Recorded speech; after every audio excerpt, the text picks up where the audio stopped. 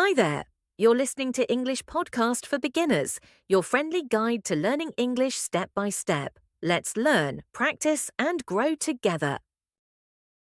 Welcome back to the deep dive. Today, we have a truly fascinating stack of sources, and I say fascinating precisely because they're so unconventional. Right. We aren't, slogging through some 400-page academic journal this week. Instead, we've been given this concise, almost aggressively simple guide. A guide for English language learners. Exactly, focusing entirely on travel and places. And that, I think, is where the brilliance lies. When a source is designed just for language acquisition, it has to get down to the fundamental concepts. It has to. It just strips away all the jargon and the cultural assumptions. And what you're left with is this pure, distilled theory of why people move around the world. That's it, exactly. Our mission today is to move past the vocabulary lessons and use this guide as a kind of high-powered lens. We want to analyze the universal motivations, the necessities, and the practical tools for travel itself. The goal here is to provide you, the listener, with a really clear, concise, and I think incredibly useful framework for understanding why we move and how we navigate the globe. We're basically doing a meta-analysis on the most fundamental building blocks of travel. Right. We're studying not just the trip, but the foundational grammar of human exploration. Okay, let's unpack this. Let's start at the absolute beginning. The big philosophical question. Why do we even bother to leave the security of our home? Why leave it all? The source material breaks travel motivations down into 4 pillars, and they're incredibly comprehensive. They really define that internal drive. Yeah. And I appreciate that they recognize travel isn't just one thing. It's not monolithic. Not at all. So the first pillar is the classic one, the one that, sells glossy magazines. Relaxation and escape. Of course. The source describes this as taking a break from busy lives, enjoying beautiful places. It lists beaches, mountains, or small towns. It's all about restoration. And that word is so important. Yeah, sure. Restorative. This category recognizes the profound psychological toll of modern routine. Travel, in this sense, is almost prescriptive. Like medicine. It is. It's medicine for burnout. Yeah. But what's often missed here, I think, is the distinction within this pillar. Is the traveler seeking like passive peace, the quiet mountain retreat, or are they seeking active escape? The high-energy resort that just distracts them. Ah, that's a powerful nuance. And motivation is the same, stress relief, but the geographical need is subtly different. Right. The physical location has to match the emotional need. If you're seeking peace but you end up in a crowded resort, that mission fails immediately. Precisely. Okay, moving on. The second pillar is much more cerebral. Learning and curiosity. This is travel for knowledge, history, art, languages. The source notes that this type of travel is a path to being open-minded. This one is for the intellectual traveler. And if you think about the source itself, a language guide, it's really championing this pillar, isn't it? It is, yeah. It fundamentally believes that engaging with a new environment forces new knowledge into your brain. Whether you're learning about an ancient ruin or just, trying to order coffee in a different language, that movement is inherently educational. It's an active pursuit of expansion. Exactly. Then we get to the third pillar, which, let's be honest, is usually the least glamorous. Right. Necessity and work. This covers meeting clients, attending conferences, any travel for professional reasons. It's defined by obligation, not choice. And this pillar is so essential because it validates a massive amount of movement that has nothing to do with pleasure. True. It separates the logistical function from the emotional goal. For you, the listener, if you find yourself on a 3-day business trip feeling guilty that you aren't enjoying the travel part, just remember this framework. You're in Pillar 3. Your goal is execution, not enrichment. That's a great insight. The failure to distinguish between Pillar 1, restoration, and Pillar 3, necessity, is the root of so much business travel misery. You're liberating the traveler from the expectation of leisure when they're really there to do a job. And finally, the fourth pillar, which is purely relational. Connection. This is visiting family and friends.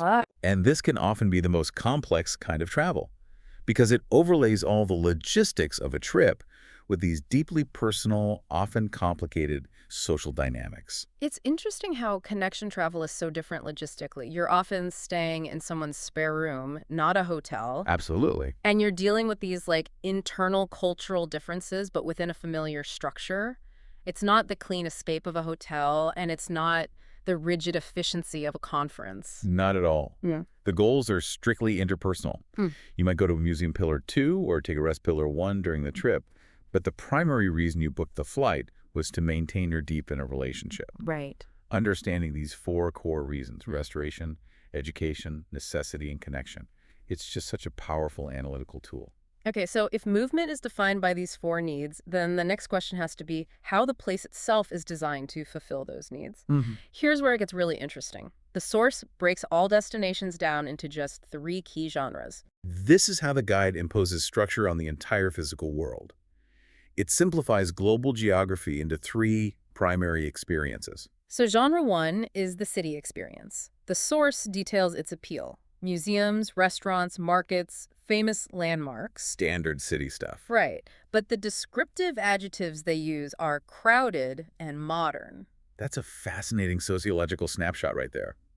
By defining the city as crowded and modern, the guide highlights its core utility as a center for commerce, for information exchange, for cultural development. I hadn't thought of it that way. Cities exist because density allows for the rapid exchange of goods and ideas. So if your motivation was learning or work pillars 2 or 3, the crowded modern city is your logical destination. But wait, I have to challenge that a little. What about cities like Rome or Kyoto? They are definitely crowded, but their entire appeal is their history, which the guide puts in the next category, cultural places. Is this division just too neat? That's a brilliant point, and it shows the limitation of simplifying things. The guide is using the dominant characteristic. While Rome is historic, its daily operational function, its traffic, its finance, its sheer density, is intensely modern and crowded. Okay, I see. A true deep dive recognizes that most major global hubs are hybrids, but the guide wants us to identify the primary energy of the place. That makes sense. Contrast that with the second genre, nature destinations. The complete opposite. Forests, lakes, national parks. Places where the appeal is specifically the benefit of peace and outdoor adventure. And look how the adjectives shift from crowded and modern to quiet and relaxing. And that total reversal. If your motivation was relaxation and escape, you are actively seeking the geographical and emotional opposite of the city. This genre sells solitude. It sells low-density interaction. The geography reinforces the psychological goal. And then finally, the third genre, cultural places. These are specific sites, temples, castles, old streets, traditional villages. And the key adjective here is just one, historic. And what's fascinating here is just the simple elegance of it all. You've categorized the entire world into 3 experiential modes: the frenetic density of the city, the quiet solitude of nature, and the historical depth of the cultural site. It's so clear. Think about the power of those simple adjectives. Crowded, quiet, beautiful, modern, historic, relaxing. They function as emotional shorthand. Right. You don't need 1,000 words of travel writing. You just need to know if you are seeking a modern feeling or a historic one to know if the trip will fulfill your motivation. It's a foundational vocabulary for emotional geography. But, okay, once you've figured out why you're going and where you're going, you need the tools to actually function. Yes. So now we move to the practical toolkit, the how. The transition from the philosophical why and the geographical where to the logistical how is absolutely essential.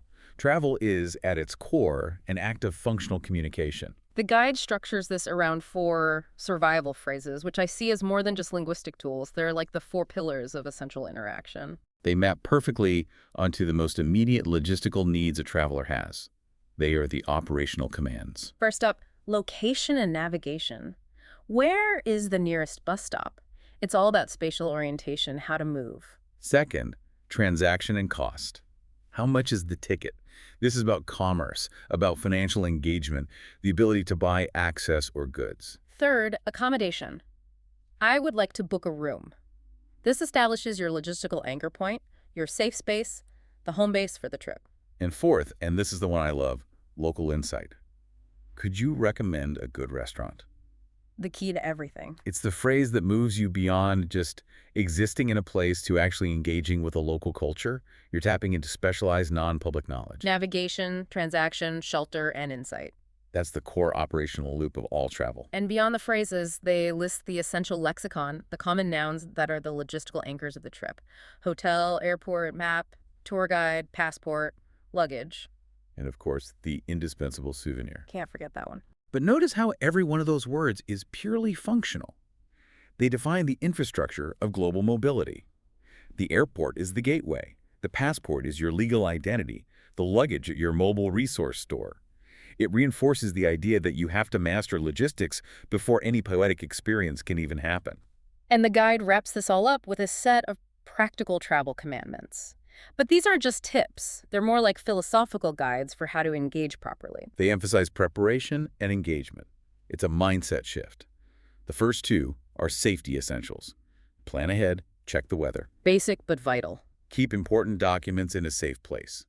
But the third tip, learn a few local words. That's where logistics meets connection and learning. It shows respect. It shows respect and it opens channels for actual interaction. But the final tips, they focus entirely on enrichment, on turning the trip from passive observation into an active experience. Yeah. The source advises taking photos, writing notes, and talking to local people. And that's the true synthesis. The simple act of documenting and engaging, whether through a conversation or just a photo, it transcends the simple act of being there. It converts the experience into meaningful data. Data you can carry back and reflect on. Exactly. It's how you ensure that your trip, whether it was for Pillar 1 or Pillar 2, actually becomes richer and more meaningful. It's the difference between merely seeing a place and truly understanding it. So we've taken this humble language guide and charted this entire grand theory of human movement. Yeah. From the 4 psychological motivations, through the 3 geographical genres, and right down to the functional toolkit you need to do it all. It's a remarkably clean, accessible theory. It is, and the very simplicity of the source material is its strength. For you, the listener, this structure is a profound gift. It proves you don't need dense academic text to understand complex things. You just need a clear, actionable framework. So what does this all mean? I mean, it means preparation builds confidence. The guide itself concludes by inviting learners to reflect on a dream destination and explain why they want to go. That's the crucial final step, right? Taking this framework and actually applying it to your own life. The next time you feel that urge to book a trip or you read a travel article, don't just look at the pictures. Use this analytical framework. So if we connect this to the bigger picture, how does the simple act of choosing your destination reflect which of those 4 core motivations, relaxation, learning, work, or connection, is driving you right now? And even more, I'd say challenge yourself to analyze a trip you took that felt unsatisfying. Did that trip fail because your stated why, say, relaxation, was fundamentally betrayed by the where you chose, a crowded modern city that really only facilitates work or learning? That conflict between motivation and destination. That's it. That conflict is so often the root of disappointment, and just recognizing it is the first step toward confident, fulfilling travel.